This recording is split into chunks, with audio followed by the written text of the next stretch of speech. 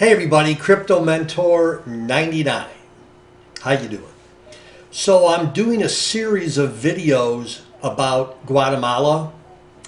For those of you that are new to the channel, I'm a little off topic. Most of what I talk about are cryptocurrency and investing, and I do interviews with different leaders and founders of different cryptocurrency projects. But I'm getting ready to take my 9th trip to Guatemala. I'm like, you know what? I'm going to do a few videos explaining my experiences with Guatemala, what I liked, what I didn't like, what I learned. And I went on YouTube, and a lot of the videos, frankly, are a little bit dated, to be honest. I mean, they're good videos, they're informational, but they're a little dated. And some of the vacation and travel videos are like people going to Guatemala City or specifically Antigua for like a wedding. And I'm like, you know what? I'm going to update YouTube with some Guatemala videos. So this is my 3rd video. I did 2 previous. The first one was just like a general introduction to Guatemala. I started going there in 2013, I believe, and basically have gone every 18 months or so. So this will be my 9th trip. I haven't gone since 2017, the fall. The second video that I did, which will be in the description box below, is my dual citizenship journey in Guatemala. And this 3rd video, part 3, will be the question that I get asked the most, and that is, Crypto Mentor 99, did you feel safe traveling and shopping in Guatemala? So the quick answer to that is yes. Here's my only disclaimer. You could go in any city in the United States, a small city, a large city, any city that's safe and that has a good reputation, you could always find bad people, right? I mean, it's not specific to Guatemala or Guatemala City or Antigua or Tikal. You could go anywhere and find a bad apple. You know what I mean? So these are my experiences, my observations, but the quick answer is yes, I felt safe traveling and shopping in Guatemala. Now, let's talk about restaurants, like traveling to restaurants, traveling to shopping centers. So basically anywhere you want to park your car in Guatemala, if it has to do with like a strip mall or like a shopping center, there's going to be a security gate that's going to be down. And if there's no parking in a little strip mall or a big one, it's going to be down, right? And if there's parking, you'll pull up and you'll say to the guy, hey, I want to park. He'll give you a ticket, and then they'll show you where the empty parking spot is. Now, in a huge shopping center, you know, where they have 5 floors of parking, that's not a problem. But if it's a smaller, like 5 or 6 little shops, again, I'm talking in Guatemala City, you'll have to get the okay from the security guy. But again, they watch your cars, it's super safe. Sometimes they'll have a young man or a woman going around the shopping or the parking area asking if you could, or if they could wash your windows, which I always do that because I have the means to give them, you know, some money, and it makes them feel worthwhile and productive. So I'm a sucker for that kind of stuff, okay? Some of you will be happy to know that there's like Subways, McDonald's, Burger King. There's many fast food places that if you want to feel at home in, you could go. Now, I remember my first trip. Now you have to remember the local currency is the quetzal, or quetzal, and that's about 7 or 8 to 1 US dollar. So 7 or 8 quetzals to a 1 US dollar. So what that means is, I remember the first time that I went into a Subway sandwich store, restaurant, and I looked up and it was like $40, $45, and I'm like, for a Subway sandwich? For like a 6-inch veggie? And then I'm like, hang on, cowboy, hang on. So I had to divide by 8, and it was like $4.50 or like $5. So you have to remember, they're not going to list an item in my currency. The US dollar is going to be their currency, but just know what the conversion rate is. In the like franchise, I used US dollars and they gave me back the local currency. What I always do is when I'm at the airport, no matter what the exchange rate is, I normally get some money in the local currency just to have in case you need it. Okay.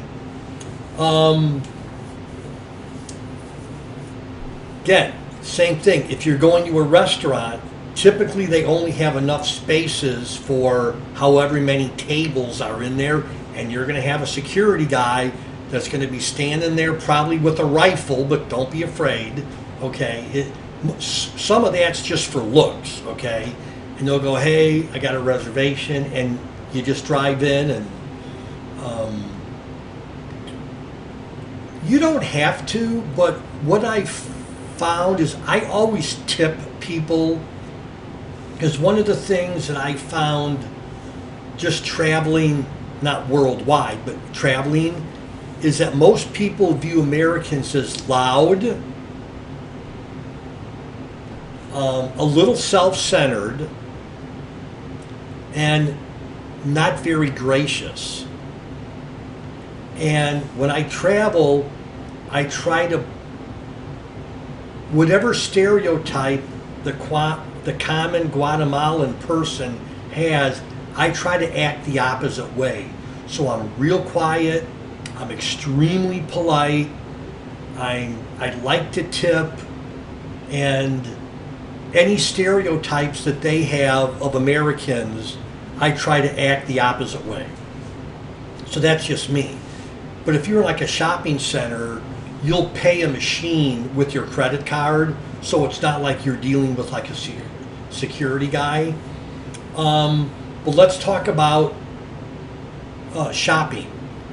They have like, not American stores, but grocery stores that you could go in. I've never used US dollars for a grocery store. It's the local currency, Quetzal. But I never tried to use US currency, so maybe I'll try this time and make another video on that. And I've always felt safe in there. And again, a lot of the people, when you're from the United States and they know that you speak English, they want to practice their English with you. So even though I want to speak a little Spanish, they're more interested in speaking English to me and trying out the English that they learned in school. So I always try to be aware of that. Where do I go tourist shopping for gifts and trinkets before I come back to the United States? There's a place downtown that I have no idea what the street is, but that's more where the locals go for like coffee, flowers, like a bouquet of flowers. That's more where the Guatemalan shop at. And it's not all tourist stuff, but there's a tourist place right across the street from the Guatemala Zoo, again, in Guatemala City. It's safe. You don't have to do a lot of negotiating, and they've got really good stuff. Now, let's talk about negotiating. I'll negotiate a little bit, but most of the vendors that you're buying from, let's face it, they're not exactly rolling in a lot of cash, and it's probably a worker that doesn't own the little store. They're just working there. So I kind of know some of the prices, but I normally don't do hardcore negotiations. And while I'm on that subject, let me give you an example. So what I buy a lot of before I come back to the United States are small women's purses. They're like this big, and then there's another size that's a little bit bigger. I buy a ton of those. I give it to my friends and neighbors, and so I always make the assumption, which I was wrong on in this situation, that some of the vendors don't speak English. So I'm with a friend of mine, and I bought like 100 of these purses, and which would be a big order, okay? And my friend is communicating with like this 14-year-old little girl, and they're talking, and I said to my friend Sylvia, I said, you know what? I don't mind paying full price. And she's like, no, no, no, you know. So we're talking in English, and all of a sudden this 14-year-old girl that had been speaking to my friend Sylvia in Spanish starts busting out in English, and she knew exactly what I was talking about. And I was shocked. And I said,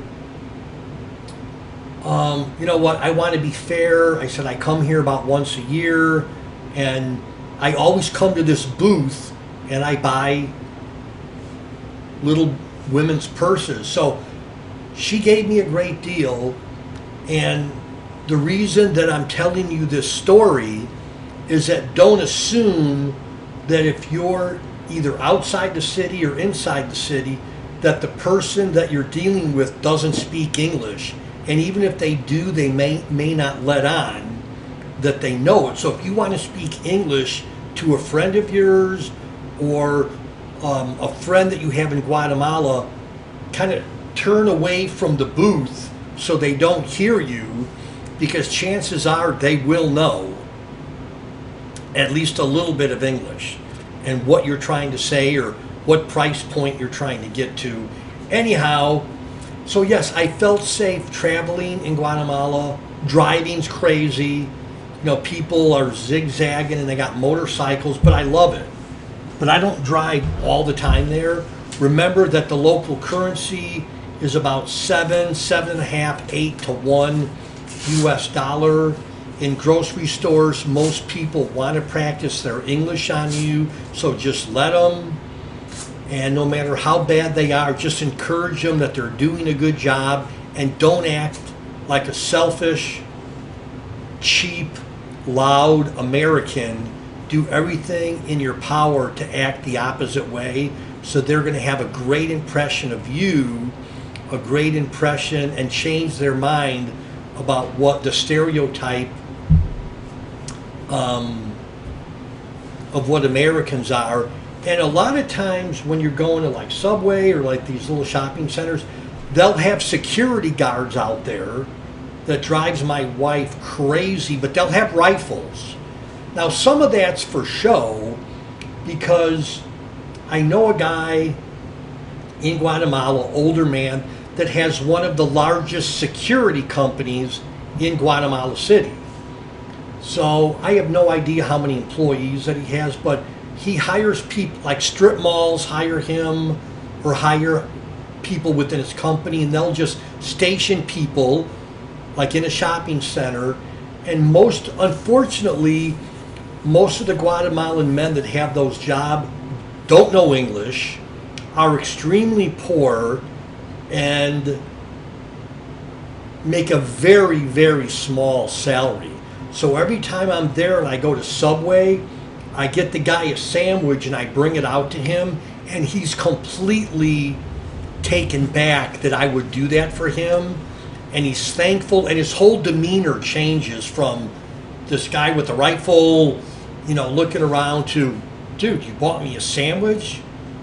You know, I worked like a whole day for a sandwich or something. So anyhow, getting kind of long-winded, but I feel safe in Guatemala, traveling, shopping. Again, when you get to the airport, get some U.S. currency and some smaller U.S. denominations. Like, don't go with 50s and 100s.